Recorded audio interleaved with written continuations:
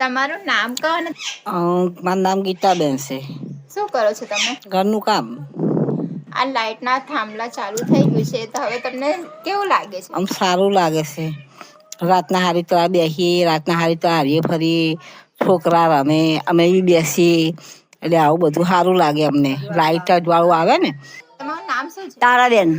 અમે ઘરનું કામ કરીએ છીએ. પછી આ થાંભલો આવે ને ત્યાં સુધી સારું છે, બેસવા ઉઠવાનું સારું લાગે છે, છોકરા રમે, બધી અવર જવર સારી લાગે છે.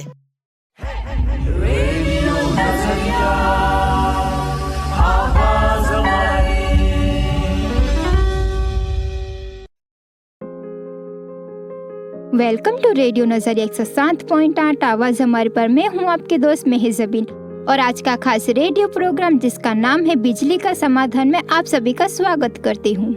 आज हम बात करेंगे खाड़ी क्षेत्र की एक गंभीर समस्या और उसके समाधान के बारे में। पिछले 8 सालों से खाड़ी क्षेत्र की महिलाएं और अन्य निवासी बिजली के खंभों की खराब स्थिति से परेशान थे।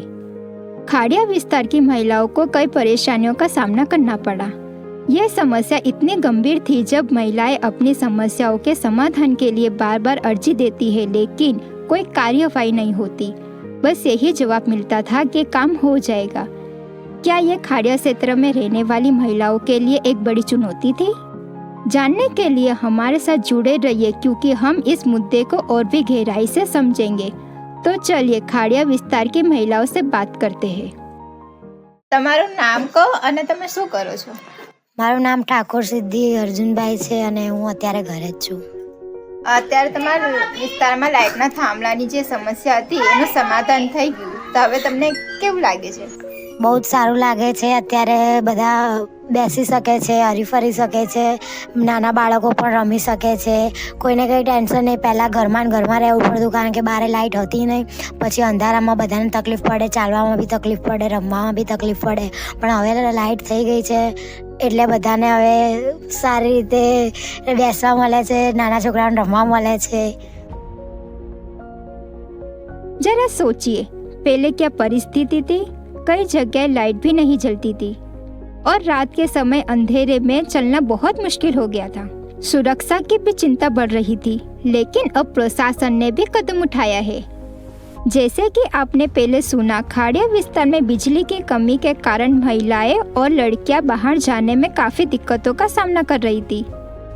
दिन के समय तो ठीक था, लेकिन रात में अंधेरे में बाहर निकलने से उन्हें डर लगता था।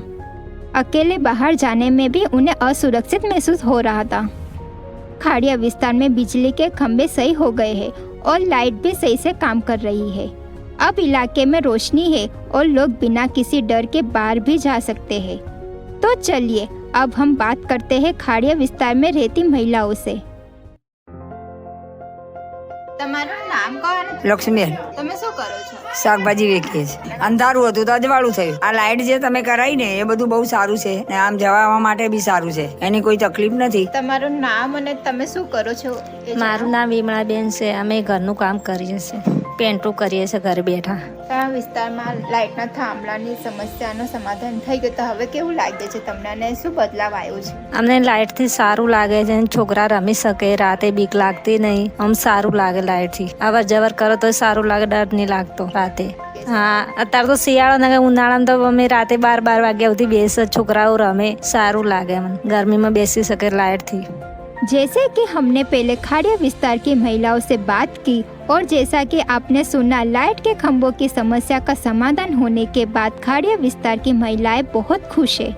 हमें ये जानकर बहुत अच्छा लगा कि अब उन्हें सुरक्षित महसूस हो रहा है और उनकी रातें अब बिना किसी डर के रोशन हो चुकी है। ये बदलाव केवल महिलाओं के लिए नहीं बल्कि पूरे समुदाय के लिए फायदेमंद है। खाड़िया विस्तार की सभी महिलाएं एकजुट होकर काउंसिलर के पास गए और उनसे इस समस्या के समाधान की गुहार लगाई। उपरांत उनसे बातचीत की और हमारे इस प्रयास का नतीजा ये हुआ कि काउंसिलर ने इस मुद्दे को गंभीरता से लिया और जल्द ही इस समस्या का समाधान करने के लिए कदम उठाया। तो चलिए अब हम खाड़िया विस्तार के काउंसिलर गीताबेन से बात करते हैं। तो સૌથી પહેલા તમે તમારો પરિચય આપો। મારું નામ ગીતાબેન પરમાર, ખાડિયા કાઉન્સિલર। તો તમે કાઉન્સિલર છો અને તમે લોકોના માટે અને પબ્લિક માટે કામ કરો છો, તો તમારાથી જો કોઈને મળવું હોય તો લોકો તમારાથી કેવી રીતે મળી શકે છે? તમારી કોઈ ઓફિસ યા તમારો કોઈ કાર્યકર્તા હતી ને ત્યારે અમારા સાહેબજી હતા ને, એ સાહેબે અમને એવું શીખવાડ્યું હતું કે આપણે કોર્પોરેટર ભલે હોઈએ, કાર્યકર્તા હોઈએ, તમે પ્રજાની વચ્ચે સામે એ લોકોની જોડે જશો ને તો તમને પ્રજા ઓળખશે, તો તમને કોઈ કામ કરવામાં કોઈ અગવડ નહીં પડે. એટલે અમને પહેલેથી જ અમારા સાહેબે એવું શીખવાડ્યું હતું કે તમે જાતે જાઓ. એટલે મારે તો મારી ઓફિસ કે કંઈ નથી, મારું ઘર જ છે. પણ હું શું કે સામે મને કોઈનો ફોન આવે કે કોઈ મને કહે રસ્તામાં પણ કે મળે જે તે સમયે, એ સમયે હું એ લોકોને કહી દઉં કે ભાઈ તમારો પ્રોબ્લેમ શું છે, એ પ્રોબ્લેમ તમે બતાવો તો હું તમારો પ્રોબ્લેમ સોલ્વ કરી દઉં. તો હું મારો ઓફિસનો ટાઈમ કોઈ ફિક્સ નથી અને ઘેરથી જ હું ઘરે જ મારો હોઉં છું.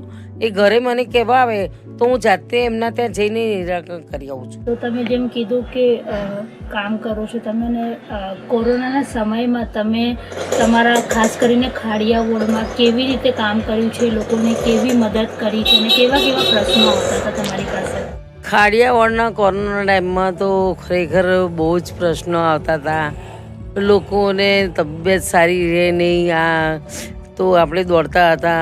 ક્યાંક કોઈને જરૂરિયાત હોય, કોઈ તકલીફ હોય, તે વિશે અમે લોકો, જેને દવાખાનાનું હોસ્પિટલનું કામ હોય, કોઈને સામાજિક કોઈ કામ હોય કે એના માટે અમે લોકો એમને મદદ કરતા હતા. કોઈ ને કંઈક કોઈ સગવડ ના હોય તો એને ક્યાંકથી ક્યાંક જે કોઈ સહાય કરતા હોય એ લોકોને જોડે જઈને અમે મદદરૂપ થતા હતા. અને રસોડું ચાલતું હતું અમારે, તે રસોડાની કીટ પણ અમે લોકો એ લોકોને જેને ખાવાને હતું નહીં એ લોકોને પહોંચતી કરતા હતા. દવાને એ બધું પહોંચતું કરતા હતા. સરકારમાંથી બી આવતી હતી દવાઓ, એ દવાઓ અમે ઘેર ઘેર જઈને આપી આવતા હતા. અને કોરોના જેના ત્યાં ઘરમાં થયો હોય એ લોકોને ત્યાં ઘરે જઈને અમે દવા પહોંચાડી દેતા હતા.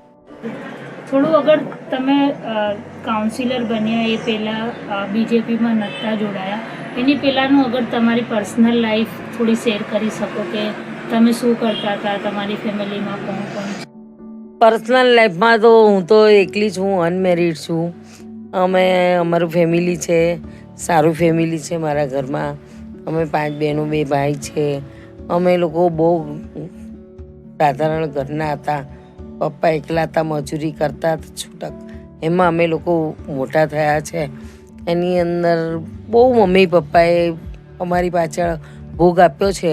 તેમાં સારામાં સારું એમ શિક્ષણ પણ આપ્યું ને સંસ્કાર પણ સારા આપ્યા અને આવા સેવાના લાભ શીખવાડતા રહ્યા હતા.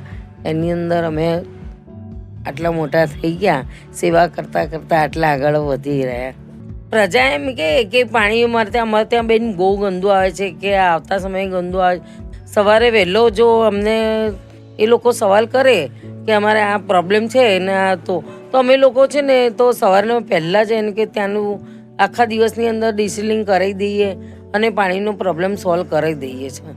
बिजली के खंभों की समस्या का समाधान निश्चित रूप से खाड़ी क्षेत्र में एक बड़ा बदलाव लेकर आया है। अब लोग रात के समय भी सुरक्षित बाहर जा सकते हैं और उनके बच्चे बिना किसी चिंता के रात को बाहर खेल सकते हैं। ये बदलाव खाड़ी क्षेत्र की महिलाओं के लिए बहुत मायने रखती है, क्योंकि अब उन्हें घर के कामों के साथ साथ सुरक्षा की भी चिंता नहीं रहती। हम उम्मीद करते हैं कि ऐसे बदलाव पूरे शहर में होते रहे और हर क्षेत्र में उजाला फैले।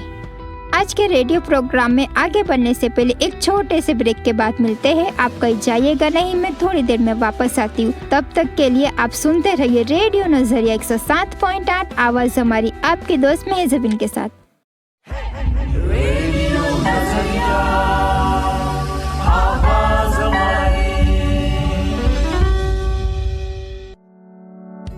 वेलकम टू रेडियो नजरिया 107.8 आवाज हमारे पर। मैं हूँ आपकी दोस्त मेहजबीन और आज के खास रेडियो प्रोग्राम जिसका नाम है बिजली का समाधान में आपका स्वागत है।